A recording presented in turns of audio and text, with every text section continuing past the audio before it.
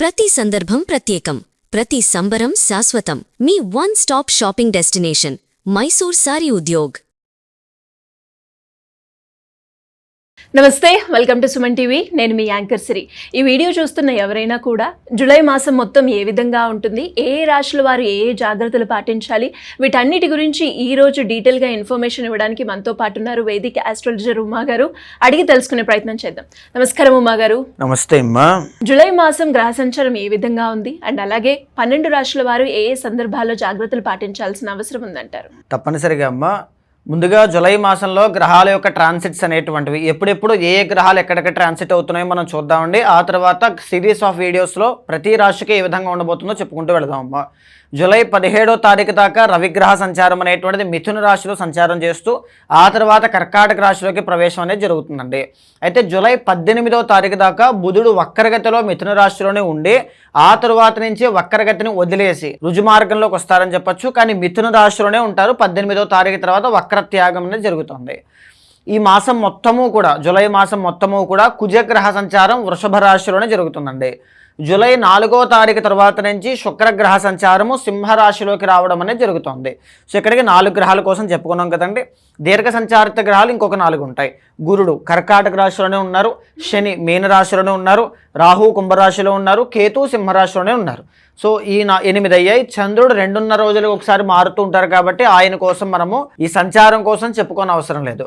So ముఖ్యంగా ఈ గ్రహాల యొక్క సంచారము ఆధారంగా ద్వాదశ రాశుల వాళ్ళకి ఎలాంటి ఫలితములు కనబడుతూ ఉన్నాయి, జూలై మాసంలో ఎలాంటి జాగ్రత్తలు ఏ డేట్స్లో తీసుకోవాలి, పైగా ఎలాంటి సింపుల్ రెమెడీస్ అనేటువంటివి ఆచరించుకుంటూ జాగ్రత్త పడవచ్చు అనేది మనం చూద్దామమ్మా. ఉమ్మగారు మీరు చెప్పినట్టుగానే గ్రహ సంచారం ఆధారంగా జూలై మాసం మొత్తం తులారాశి వారికి ఏ విధంగా ఉంటుంది, ఎన్ని గ్రహాలు వారికి అనుకూలిస్తున్నాయి, ఏ సందర్భాల్లో జాగ్రత్తలు పాటించాల్సిన అవసరం ఉందంటారు? తప్పనిసరిగానమ్మా. తులారాశి వాళ్ళకి జూలై మాసంలో 4 గ్రహాలు దివ్యంగా అనుకూలిస్తున్నాయని చెప్పొచ్చండి. 6వ స్థానంలో శని, లాభంలో కేతువు, దశమ స్థానంలో రవి 17వ తారీఖు దగ్గర నుంచి యోగదాయకంగా ఉన్నారు. లాభంలో శుక్రగ్రహ సంచారం చాలా అద్భుతంగా ఉందండి. ముఖ్యంగా మనం డీటెయిల్డ్గా చూసుకుంటే దీర్ఘ సంచారిత గ్రహాల్లో కొన్ని గ్రహాలు తులారాశి వాళ్ళకి అనుకూలంగా లేవమ్మా. మాస సంచారిత గ్రహాల్లో కొన్ని గ్రహాలు చాలా అనుకూలంగా ఉన్నాయి. సో ఇప్పటి నుంచి మనం డీటెయిల్డ్గా చెప్పుకుందామండి. తులారాశి వాళ్ళకి 1st and 8th లార్డ్ అంటే జన్మానికి అష్టమానికి అధిపతి అయినటువంటి శుక్రుడు ఈ మాసంలో లాభంలో చాలా యోగదాయకంగా ఉన్నారు. దీని అర్థం ఏంటి అంటే ఎవరికి అంటే జనరల్గా తులారాశి వాళ్ళకి వచ్చే అనారోగ్య సమస్యలు ఏంటండి, హార్మోనల్ ఇంబ్యాలెన్సెస్ అని మనం చాలా వీడియోస్లో చెప్పుకున్నాం.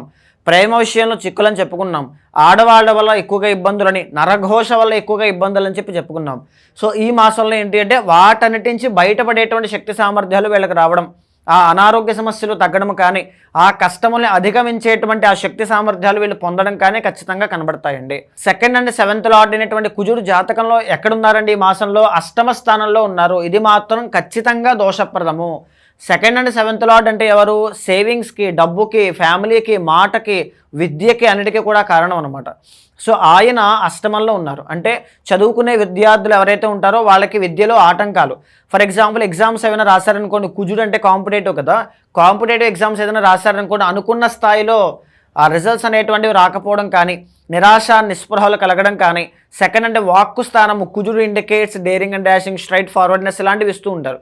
సో అలా స్ట్రైట్ ఫార్వర్డ్గా మాట్లాడడం వల్ల గొడవలు ఎక్కువగా సంభవించడం కానీ, చేతిలో ఉన్నటువంటి డబ్బులన్నీ కూడా విపరీతంగా ఖర్చులు అవ్వడం కానీ తులారాశి వాళ్ళకి ఈ మాసంలో గోచరిస్తూ ఉన్నాయి. 7th లార్డ్ అష్టమంలో ఉన్నారు అంటే 7th indicates spouse, business, partner ఇలాంటివన్నీ వస్తాయమ్మా. ఆయన అష్టమంలో ఉన్నారంటే బిజినెస్లో చికాకులు రావడం, నష్టములు ఎక్కువగా రావడం కానీ, లేకపోతే మీ భార్య లేదా మీ భర్త అనారోగ్య సమస్యలు రావడం కానీ, లేదా వాళ్ళకి ఏదైనా నష్టములు, ఫర్ ఎగ్జాంపుల్ ఫినాన్షియల్ డౌన్ అనేటువంటిది మీ భార్య లేదా మీ భర్తకి రావడం కానీ ఈ మాసంలో ఇండికేషన్ కనబడుతోందండి. బికాస్ ఆఫ్ మార్స్ ప్లానెట్ వీక్గా ఉండడం వల్ల. అయితే ఈ 7th లార్డ్ అష్టమంలో ఉన్నప్పుడు ఇంకేం జరుగుతాయి? అష్టమ కుజుడు ఏం చేస్తారంటే వాహన ప్రమాదాలు, గాయాలు, తర్వాత కోపము, రుణబాధలు. అష్టమ కుజుడు అంటే రుణబాధలు అండి. ముఖ్యంగా ఈ అప్పులు చేయాల్సిన పరిస్థితి రావడము ఇలాంటివి ఇస్తూ ఉంటారు. సో మార్స్ యొక్క ప్లానెట్ స్ట్రెంగ్తన్ అవ్వడానికి డెఫినెట్గా మీరు కొన్ని రెమెడీస్ అనేటువంటివి ఆచరించాలి. అందులో ది బెస్ట్ రెమెడీ ఏంటి అంటే బ్లడ్ డొనేషన్ అండి. ఇది ఖచ్చితంగా చాలామందికి తెలియదు. బ్లడ్ డొనేట్ చేయడం వల్ల కుజుడి యొక్క స్ట్రెంగ్త్ పెరుగుతుంది.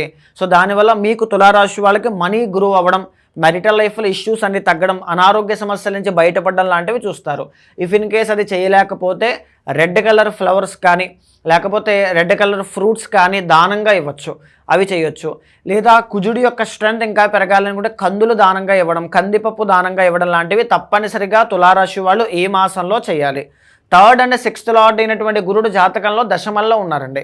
సో దీని మూలకంగా ఈ కెరీర్లో కాస్త ఒడిదుడుకులు, ఒత్తిడి ఎక్కువగా పెరగడం, అనుకున్న స్థాయిలో కెరీర్లో పెద్దగా రిజల్ట్స్ అనేటువంటివి రాకపోవడం, చూడలేకపోవడం, లేకపోతే మానసిక ఒత్తిడి ఎక్కువగా పెరగడం లాంటివి చూస్తూనే ఏదైనా జాబ్ ట్రయల్స్ చేస్తున్నారనుకోండి, ఎందుకు దశమల్లో ఉన్నటువంటి గురుడు యోగదాయకంగా ఉండరు అంటిల్ 17th వరకు. ఎందుకు 17th మళ్ళీ రవి వచ్చి యాడ్ అవుతున్నారు, లాభాధిపతి. సో దానివల్ల ఏంటి అంటే డెఫినెట్గా ఒక యోగం అనేటువంటిది పడుతుంది. ఎప్పటి నుంచి అండి? 17th దగ్గర నుంచి.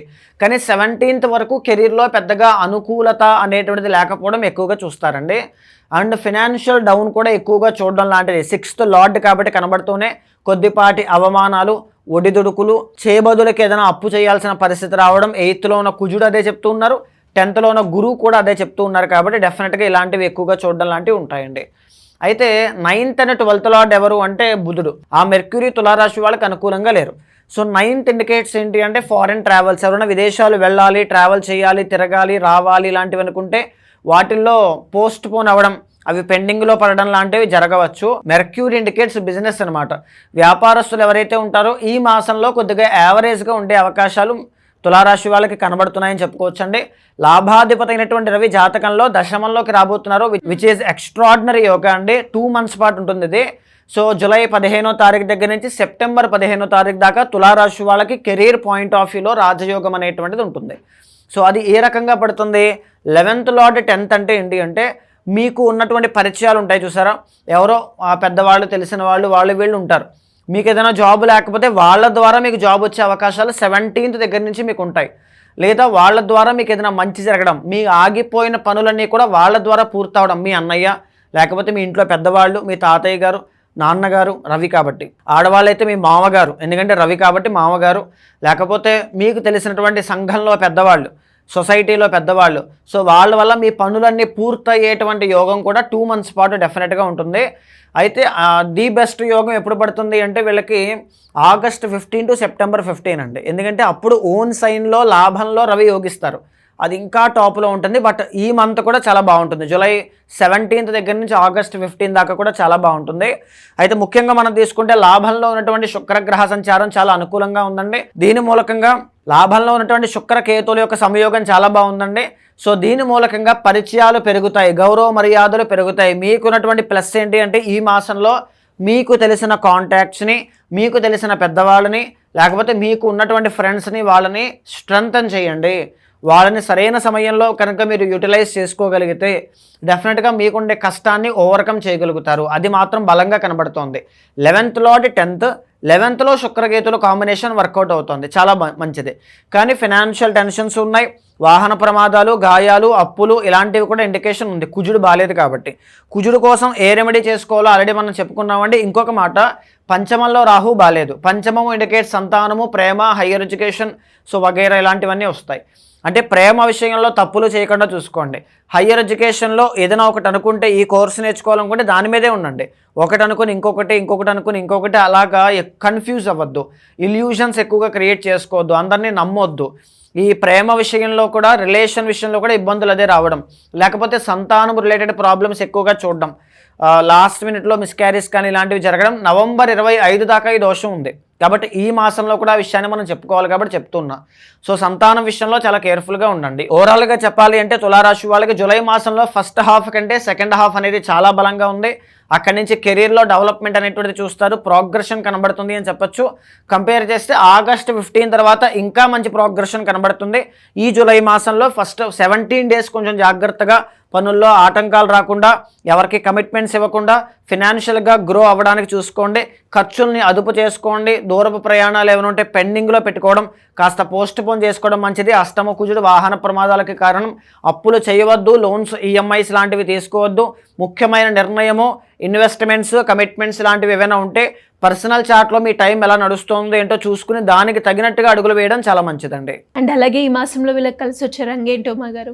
ఈ మాసంలో వీళ్ళకి గోల్డెన్ కలర్ చాలా బాగుంటుందండి, పింక్ కలర్ కూడా చాలా బాగుంటుందమ్మా. కలిసి వచ్చే నెంబర్ నెంబర్ 6 అనేటువంటిది చాలా బాగుంటుంది. కలిసి వచ్చేవారు శుక్రవారం చాలా బాగుంటుందమ్మా. ఏ దేవత ఆరాధన చేస్తే బాగుంటుందంటారు? సుబ్రహ్మణ్య ఆరాధన తప్పనిసరిగా చేయాలి. దాంతో పాటుగా దుర్గాదేవి యొక్క ఆరాధన మంచి చేస్తుందండి. అండ్ అలాగే ఇంకెవరికైనా కూడా ఏ రాశి వాళ్ళైనా కూడా వారి యొక్క జాతక రీత్యా మీ దగ్గరకు వచ్చి వాళ్ళు ఏదైతే రెమెడీ చేసుకోవాలి అనుకుంటున్నారో దానికి సంబంధించి పూర్తి వివరాలు తెలుసుకోవాలి అంటే ఏ విధంగా ఉంటుందంటారు? తప్పనిసరిగా అండి, అలాంటి వాళ్ళు ఎవరైనా ఉంటే కింద కనిపించే నెంబర్కి కాల్ చేస్తే మా వాళ్ళు మీకు పూర్తి వివరాలు అందిస్తారు. ముందుగా ఏంటి అంటే గోచారం అనేటువంటి దాంతో పాటుగా మీ వ్యక్తిగత జాతకం చూసుకోవాలి. అక్కడ మీకు ఉన్నటువంటి D1, D9, D10 చార్ట్స్ కానీ దశ, అంతర్దశ, ప్రత్యర్దశ, సూక్ష్మ ప్రాణదశల్లో ఏ పొజిషన్లో ఉన్నారనేటువంటిది, మీరు పడేటువంటి కష్టము కానీ మీకు ఉండేటువంటి క్వశ్చన్ మార్క్స్ కానీ అవన్నీ కూడా ఎప్పటి వరకు ఉంటాయనేటువంటిది క్లియర్ కట్గా ఉంటుంది. ఆయుష్ ఎంత ఉంది, వివాహ బలం ఎంత ఉంది, అన్నీ కూడా దానికి తగిన రెమెడీస్ అనేటువంటివి చాలా అవసరం అండి. సో అలాంటి వాళ్ళు ఎవరైనా ఉంటే మీకు కింద కనిపించే నెంబర్కి కాల్ చేస్తే మా వాళ్ళు మీకు పూర్తి వివరాలు అందిస్తారు. మీ జాతకాన్ని చూసిన తర్వాత గోచారంతో సమన్వయం చేస్తూ ఏదైనా దోషాలుంటే శాంతి పరిహారములు ఆచరింపచేసి భగవత్ అనుగ్రహం కలిగేలా చేస్తాను. థ్యాంక్ యూ మగారు, థ్యాంక్ యూ సో మచ్. నమస్తే అమ్మా.